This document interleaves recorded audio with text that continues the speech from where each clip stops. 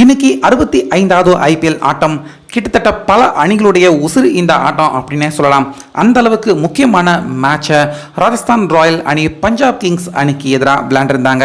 இப்படி இருக்க இந்த ஆட்டத்தினுடைய ரிசல்ட் தற்போது ஒரே கல்லில் 3 மாங்கா அப்படிங்கிற மாதிரி பஞ்சாப் அணி அவங்க அடித்து பாயிண்ட்ஸ் டேபிளில் அப்படியே புரட்டி போட்டு ராஜஸ்தான் ராயல் ஹைதராபாத் அணி இவங்க 2 பேரையுமே கதற விட்டு, அதே போல் நம்ம சிஎஸ்கே அணிக்கும் ஆர்சிபி அணிக்கும் ரொம்ப பெரிய குட் நியூஸை இந்த மேட்சின் ரிசல்ட் மூலமா இப்போ பஞ்சாப் அணி கொடுத்துருக்காங்க.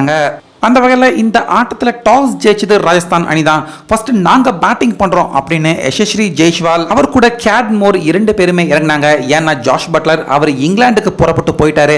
இதில் ஜெய்ஸ்வால் 4 ரன்னுக்கு அவுட் ஆயிட்டாரு. கேட்மோர் 18 ரன்னுக்கு அவுட் ஆனாரு. பின்னாடியே வந்த கேப்டன் சஞ்சு சாம்சன் அவரும் 18 ரன் தான் எடுத்தாரு. பத்தாக்குறைக்கு இவங்க எல்லாருமே ஒரு ஸ்லோவான இன்னிங்ஸ் தான் இன்னைக்கு விளையாண்டாங்க. ரியான் பராக் 48 ரன் எடுத்து அவுட் ஆனாரு. நம்ம அஸ்வின் அதிரடியா விளையாண்டாரு. ஆனால் அவருமே 28 ரன் தான் எடுக்க முடிஞ்சது. ஜூரல் முதலாவது பந்துக்கே அவுட் ஆக பவல் 4. இப்படி அடுத்தடுத்து வந்த ராஜஸ்தான் அணியின் பேட்ஸ்மேன்கள் எல்லாருமே ஸ்லோவான இன்னிங்ஸ் கம்மியான ரன் எடுத்ததால கடைசியாக ஆட்டம் முடிகிறப்ப 20 ஓவர் முழுசா விளையாண்டிருந்தாலும் 144 ரன்கள் மட்டும்தான் ராஜஸ்தான் எடுத்தாங்க. இப்படி இருக்க இந்த சொற்ப சுலபமான ரன்னை சேசிங் பண்ண வந்த பஞ்சாப் அணி அவங்களுக்கும் ஆரம்பத்தில் இருந்து தடுமாற்றம் இருந்தது. ஏன்னா பிச் ஒரு ஸ்லோவர் பிச்சாக இருந்ததால 2 அணிக்குமே கஷ்டமான பேட்டிங்காக தான் இருந்தது. ஆனால் பிரப் சிம்ரன் 6 ரன்னுக்கு அவுட் ஆயிட்டாரு. ஜானி பிராட்ஸ்டோ 22 பந்து விளையாண்டு 14 தான் எடுத்தாரு. ராசோ 13 பந்துக்கு 22 எடுத்தாரு. ஆனால் பெரிதும் எதிர்பார்க்கப்பட்ட சஷாந்த் டக் அவுட் ஆகி வெளியேறினாரு. ஆனால் கேப்டனான சாம் கரன் அற்புதமா இன்னைக்கு தான் உருப்படியா பேட்டிங் பண்ண மாதிரி கேப்டன் இன்னிங்ஸ் அரை சதம் அடிச்சு அற்புதமா விளையாண்டிருந்தாரு. அவருக்கு நல்ல ஜோடி பார்ட்னர்ஷிப் கொடுத்த சதீஷ் சர்மா 22 ரன்கள் எடுக்க கடைசியா இந்த மேட்ச்ல எவ்வளவோ போராடியும் ராஜஸ்தான் அணியால இந்த ரன்னை டிஃபெண்ட் பண்ண முடியாம பஞ்சாப் கிங்ஸ் அணி ஒரு த்ரில்லரான வெற்றியை கடைசி நேரத்தில் அடைஞ்சாங்க.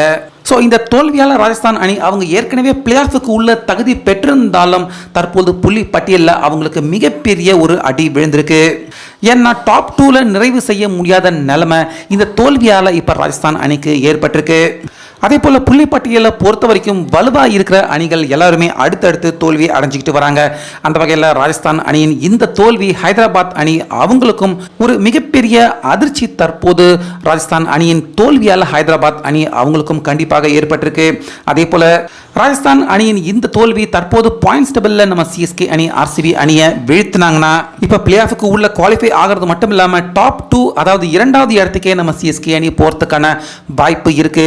அதே போல ராஜஸ்தான் அணியின் இந்த தோல்வி ஆர்சிபி அணி அவங்களுக்கும் பிளே ஆஃபுக்கு உள்ள கண்டிப்பா வர முடியும் அப்படிங்கிற மிகப்பெரிய நம்பிக்கையை இப்ப ராஜஸ்தான் அணி அவங்களுடைய இந்த தொடர் 4 தோல்வியின் மூலமா இப்ப கொடுத்திருக்காங்க. ஸோ அதனால புள்ளி பட்டியலில் மிகப்பெரிய மாற்றம் ஏற்பட்டிருக்கு. இன்னும் அடுத்த ஆட்டங்கள் நம்ம நம்ப முடியாத மிகப்பெரிய ட்விஸ்ட் நடக்கிறதுக்கான வாய்ப்புகளும் இருக்கு.